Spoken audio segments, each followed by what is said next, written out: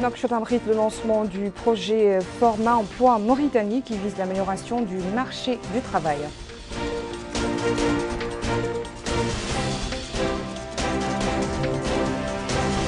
Notre pays célèbre la journée nationale de la langue arabe. Thème cette année l'apport de la langue arabe dans le Bilad el-Sharqi.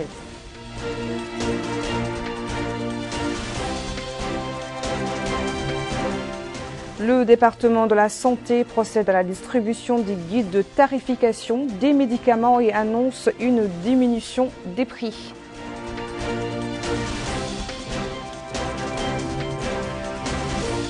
Bonsoir à tous. Avant de passer au développement des titres, le courrier du président de la République, Mohamed Ould-Cheikh El Ghazouani, a adressé aujourd'hui un message de félicitations au président de la Bulgarie, Roman Radev, à l'occasion de la célébration de la fête nationale de son pays. Dans ce message, le chef de l'État renouvelle la détermination de la Mauritanie à poursuivre les efforts visant le renforcement et le développement des relations de coopération unissant les deux pays dans l'intérêt mutuel des deux peuples. La capitale a abrité aujourd'hui la cérémonie de lancement du projet Format Emploi Mauritanie du programme Archipelago. Ce programme vise l'amélioration de l'adéquation entre l'offre et la demande sur le marché du travail en dispensant des formations professionnelles ciblées. Un projet qui s'appuie sur un partenariat stratégique entre la Mauritanie et l'Espagne. Aminata Khan. L'adéquation entre l'offre et la demande sur le marché du travail en Mauritanie en dispensant des formations professionnelles dans les secteurs de l'énergie, des travaux publics et de la maintenance navale, c'est la quintessence de cette rencontre pour le lancement du projet Format Emploi Mauritanie du programme Archipelago 1. Le ministre de l'Emploi, de la Jeunesse et des Sports, Dr Taleb Ould-Sid Ahmed, a déclaré que la formation en Mauritanie est très faible, dépassant à peine 5%, avant d'assurer que le secteur de la pêche et de l'économie maritime et celui du développement rural peuvent employer à eux seuls la majorité des jeunes chômeurs, ajoutant qu'il a rencontré des responsables de sociétés qui lui ont assuré leur appui au département dans le domaine de la formation. Lui succédant, le président de la Chambre de commerce, d'industrie et d'agriculture de Mauritanie, Ahmed Baba Ould Eli, a précisé que le lancement du projet traduit la volonté de l'administration de la Chambre à mieux contribuer à la concrétisation de la politique nationale en matière de formation technique et professionnelle. Il s'est félicité du rôle joué par les partenaires au développement pour le financement de ce projet, souhaitant la pérennité de leur appui à d'autres projets plus utiles aux jeunes et à l'entrepreneuriat national. Nos partenaires techniques et financiers se sont exprimés au cours de la rencontre. Il s'agit de mieux accorder les compétences formatives à la demande de travail dans des secteurs prioritaires comme bâtiments et travaux publics, BTP, énergie et maintenance navale, afin d'améliorer l'employabilité et d'intégrer plus de Mauritaniens dans le marché de l'emploi. Format Emploi cherche aussi à être aligné avec les priorités politiques de Mauritanie, notamment le pacte pour l'emploi et la croissance et la stratégie de croissance accélérée et de prospérité partagée. C'est pour nous vraiment un privilège, un honneur de pouvoir faire partie d'un projet qui va capitaliser et établir des synergies avec les initiatives de développement.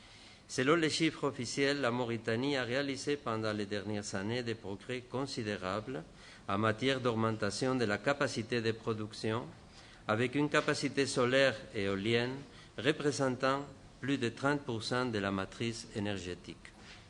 Cette nouvelle orientation vers les énergies renouvelables doit s'accompagner en même temps d'une formation professionnelle adaptée pour avoir une main-d'œuvre spécialisée dans l'installation et la maintenance des dispositifs associés aux énergies renouvelables, comme par exemple les plaques solaires. Ce projet s'appuie sur un partenariat stratégique entre la Mauritanie et l'Espagne pour organiser ces sessions de formation des individus nécessitant un renforcement de capacités et des formations locaux. Tenue aujourd'hui à Nouakchott de la 3e réunion du comité scientifique du réseau Colorado pour l'émergence pénitentiaire en Afrique de l'Ouest et du Nord. L'objectif de cette rencontre avec Abdullah Damaba. humaniser l'univers carcéral, le sécuriser et travailler à la réinsertion des pensionnaires, tout cela dans le respect des droits et principes fondamentaux gouvernant l'application des peines privatives de liberté. Tels sont entre autres les objectifs de ces rencontres d'échange et de partage d'expériences. Le RECEPAO, Réseau Colorado pour l'émergence pénitentiaire en Afrique de l'Ouest et du Nord, réunit la Mauritanie, le Maroc, le Sénégal, le Mali, le Burkina Faso, le Niger, la Guinée-Conakry, le Bénin et les États-Unis d'Amérique. Le secrétaire général du ministère de la Justice a précisé que ce réseau est un espace d'échange d'expériences et représente aussi, dit-il, un cadre adéquat pour le respect des droits humains et normes internationales en la matière. Ces rencontres, dit-il, a divers objectifs dont la modernisation du milieu carcéral et passer en revue les textes le régissant. L'objectif du RECEPAO est de promouvoir et d'offrir des conditions de détention dignes et humaines aux personnes placées sous main de justice. Pour y arriver, il met l'accent essentiellement sur le partage d'expériences, de bonnes pratiques et d'investissements structurants dans les domaines suivants: la formation et la spécialisation du personnel pénitentiaire, la prévention de la radicalisation et l'extrémisme violent en milieu carcéral, mais aussi la réinsertion des détenus. Les administrations membres du RECEPAO partagent les expériences à travers non seulement des réunions, visites et compétitions entre équipes d'intervention en milieu pénitentiaire, mais aussi par la capitalisation de ces expériences dans son journal L'émergence pénitentiaire. Cette troisième réunion du comité scientifique du RECEPAO s'étale sur 5 jours. C'est au Musée national qu'a été célébrée la journée nationale de la langue arabe, donc du Coran consacré par la Constitution en tant que langue nationale. À cette occasion, une conférence s'est tenue sous le thème « L'apport de la langue arabe dans le Bilad el-Chankrit », en plus de l'organisation d'un colloque scientifique. Aminata Khan. La Commission nationale de l'éducation, de la culture et des sciences a célébré la journée nationale de la langue arabe. Le programme de cette célébration s'est articulé autour d'une conférence présentée par Dr Hamadan El-Mahboubi sous le thème « L'apport de la langue dans le Bilad el-Chankrit, augmentation et enrichissement » et d'un colloque scientifique présidé par Dr Mohamed Lemine Oulmoulay Ibrahim. Le secrétaire général du ministère de la Culture, de l'Artisanat et des Relations avec le Parlement, Dr Ahmedou Ould Khtaira, a affirmé dans un discours que la langue arabe, aujourd'hui célébrée dans notre pays, occupe une haute place à travers sa consécration par la Constitution en tant que langue officielle, davantage même dans la mesure où elle est la langue du Saint-Coran et celle des gens du paradis, ajoutant que la langue arabe bénéficie de la priorité au sein du programme Mes engagements du président de la République qui a donné ses orientations au gouvernement pour rapprocher l'administration des citoyens, ce qui ne pourrait se faire que par l'usage de la langue arabe qui doit être célébrée en ce jour comme à toute occasion. Le secrétaire général de la Commission nationale de l'éducation, de la culture et des sciences, Dr Ismaël Ould Chouaib, a indiqué qu'il y ait une coïncidence plus opportune que la coïncidence de la journée de la langue arabe avec l'annonce du président de la République de sa candidature le 1er mars 2019. Ce dernier a mis en relief la richesse de la langue arabe, soulignant la nécessité de la conjugaison de tous les efforts pour qu'elle soit à la tête de nos priorités, tant en ce qui concerne le travail, les affaires qu'à travers notre attitude morale. Dans le même contexte, l'Organisation pour la résurgence de la culture et des arts organisé hier dans la Maison des Jeunes à Nouakchott un colloque en commémoration de la Journée nationale de la langue arabe. Sous le thème, cette fois, l'identité d'abord, le programme a comporté une soirée théâtrale et la distribution de prix aux lauréats du concours édition Doud de l'éloquence en langue arabe. Le président de l'association Memo Khalash a souligné qu'il est regrettable que nous retrouvons encore une fois pour trancher de la question de l'identité d'un État censé faire prévaloir sa langue officielle dans les différents domaines et au sein des services publics, dit-il.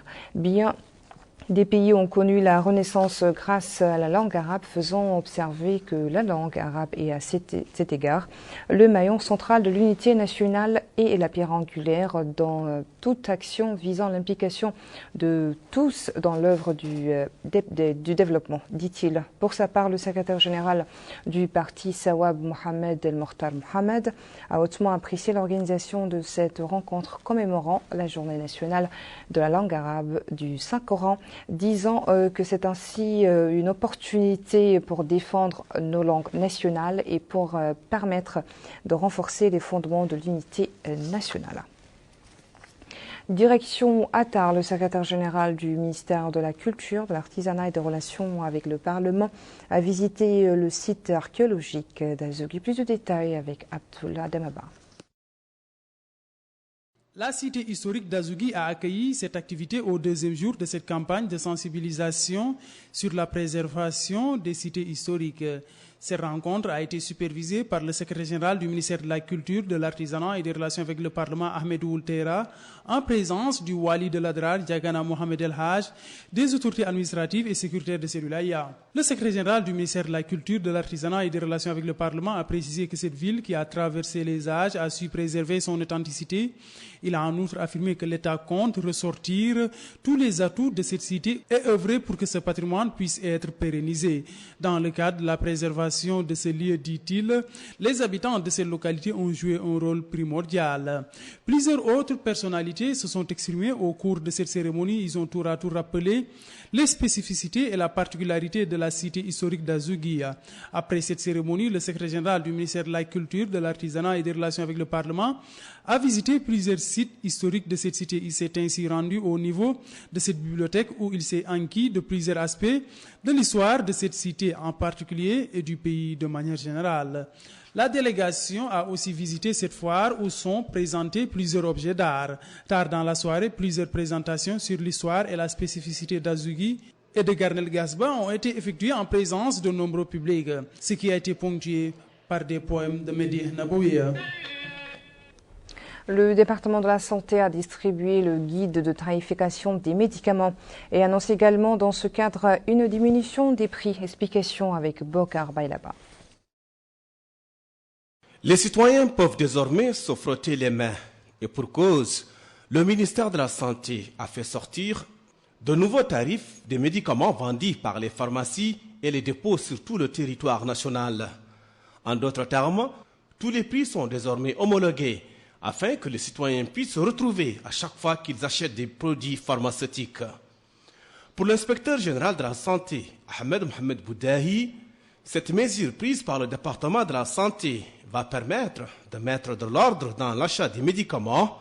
Il s'agit d'homologuer l'ensemble des prix.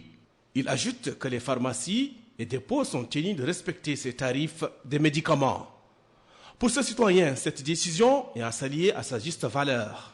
Il ajoute que cela permettra de s'offrir des médicaments à portée de tous, loin de la multiplication des prix qu'on était confronté de vivre quand on se rend à la pharmacie. La nouvelle tarification des médicaments vendus par les pharmacies et les dépôts s'inscrit dans le cadre des efforts des pouvoirs publics d'organiser des pharmacies pour plus de qualité des médicaments avec des tarifs homologués.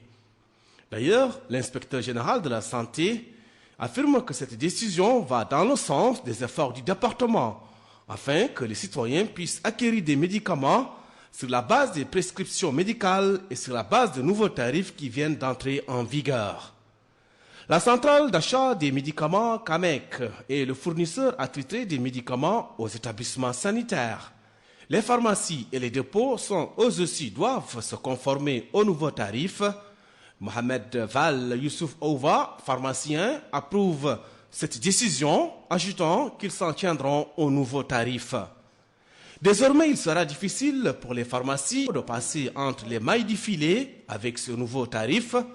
Le département de la Santé veille au grain pour que les citoyens puissent acheter des médicaments avec des prix homologués et à leur portée.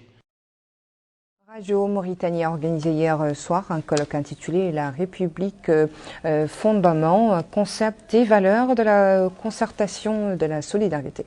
Cette rencontre s'inscrit dans le cadre des colloques organisés par la radio pour débattre des questions politiques, économiques, sociales et culturelles. Retour à Bokar Baylaba. Le colloque de Radio Mauritanie est organisé sous le thème « La République, fondement, concept, valeurs de concertation et solidarité ». Il a réuni un parterre d'invités, des élus et personnalités du spectre politique. L'objectif est de discuter des questions prioritaires de développement et des préoccupations des populations. L'écrivain et porte-parole de Radio Mauritanie, Mohamed Ould Sidi Mahmoud, a affirmé que le programme Mes engagements du président de la République est la base de réalisation de développement humain et économique durable. Il a ajouté que cela permettra de renforcer l'état de droit avec des institutions fortes. Invité d'honneur du colloque, l'ancien ambassadeur Mokhtar Ould Dahi a mis l'accent sur la vision du président de la République, centrée sur les besoins de l'heure dans les domaines du développement économique et social. Il a ajouté que cette vision a une autre dimension, ouvrir les médias publics au spectre politique en vue de les convier à discuter des questions nationales. Autre intervention, c'est celle faite par l'ancien ministre Bekay Ould Abdelmalik, qui a souligné la pertinence du thème du colloque, ajoutant que le concept de valeur républicaine et la notion de solidarité sont au cœur des engagements du président de la République. D'autres intervenants ont souligné la nécessité de poursuivre des débats à ce sujet à plus grande échelle pour permettre aux citoyens de suivre le rythme. L'objectif est que chaque citoyen puisse participer activement au développement du pays.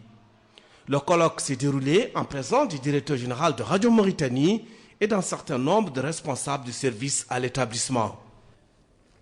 Le Parti de l'Union pour la République a organisé hier soir à Nouakchott une cérémonie de lancement d'une campagne nationale de vulgarisation des résultats de son deuxième congrès ordinaire et des réalisations accomplies dans le cadre de la mise en œuvre du programme électoral du président de la République. Mes engagements s'exprimant à cette occasion, le président de l'UPR, Sidi Mohamed Ould Taleb Amar, a souligné le 1er mars 2019 marque le début d'une marche nationale vers le progrès et la prospérité. Il a ajouté également « Nous vivons une période historique qui inaugure une nouvelle ère, celle de la justice, de l'équité, du développement et de la prospérité. » Le président de l'UPR a exhorté les personnes de bonne volonté à aider les franges démunies à l'accès aux ambitieux projets dans le cadre du programme Tahoudati. Il a enfin précisé que sa formation dépêchera des missions à l'intérieur du pays pour s'enquérir des conditions de vie des populations et l'identification de leurs problèmes pour les soumettre aux autorités afin que les solutions leur soient trouvées. Voilà qui met fin à ce journal. Merci à vous de nous avoir suivis. Le rappel des titres. Nouakchott abrite le lancement du projet Format Emploi Mauritanie qui vise l'amélioration du marché du travail. La Mauritanie célèbre la journée nationale de la langue arabe, thème l'apport de la langue arabe dans le village Shafet.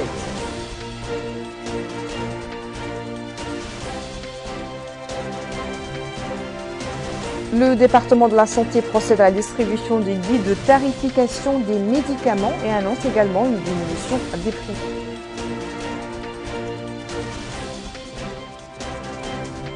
Merci de votre fidélité au programme d'El Mauritania. Bonsoir.